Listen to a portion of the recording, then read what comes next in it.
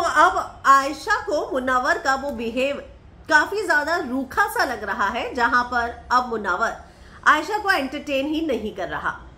यहाँ एक नया प्रोमो सामने आया है जहां पर मुनव्वर और आयशा की लड़ाई हुई है और अपना खाना जो है आयशा मुनव्वर को दे रही थी, मुनव्वर ने लेने से मना कर दिया, लेकिन जब बाद में आके अंकिता ने दिया तो उसने ले लिया। ये बात आयशा को बुरी लगी और उसने कहा कि आप तो ऐसे बिहेव कर रहे हैं जैसे कि मैं गलत थी और आप सही थे। तो वो उसको याद दिला रही है कि एक चीज याद रखना कि गलत तुम ही थे और मैं तो शुरू से सही थी। तो मैं आपको ये प्रोमो दिखाती हूँ जिससे आप समझ जाएंगे। ये देखिए,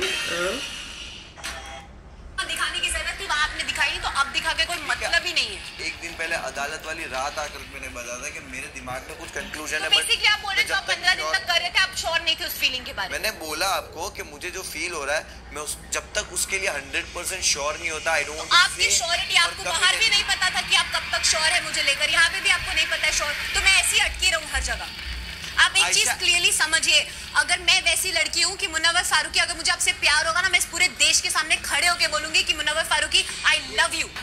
तो यहाँ जो है प्रॉब्लम ये है कि अगर आप 15 दिन पहले मेरे लिए फील कर रहे थे और 15 दिन से मेरे साथ जो प्यार दिखा रहे थे वो प्यार अचानक से कहाँ चला गया, और यहाँ जो बेरुखी दिखा रहा है मुनव्वर, उसको लेकर वो कह रही है कि आप ऐसे ही हैं, आपको एक दिन में मेरे लिए प्यार चला गया, 15 दिन से था, कंफ्यूजन भी थी, लेकिन एक दिन में एक रात में अचानक प्यार चला गया। यानी कि वीकेंड का वार के बाद सलमान सर ने आपको क्लीन चिट आकर दे दी तो आपका प्यार भी मेरे लिए खत्म हो गया।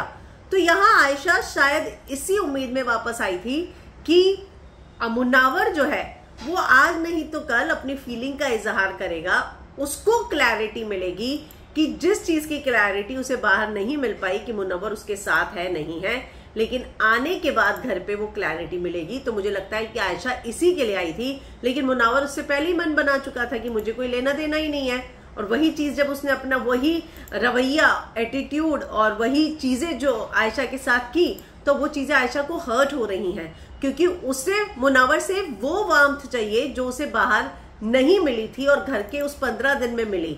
तो ये उसकी सारी बातों से क्लियर है कि अगर आई लव यू बोलना है तो डंके की चोट पर बोल, फीलिंग थी और एक रात में चली गई, वो कैसे हो सकता है। तो जो आयशा सवाल इस समय उठा रही है वो गलत नहीं है। तो आप क्या कहेंगे इस पर, कमेंट में अपनी राय लिखकर जरूर बताएं।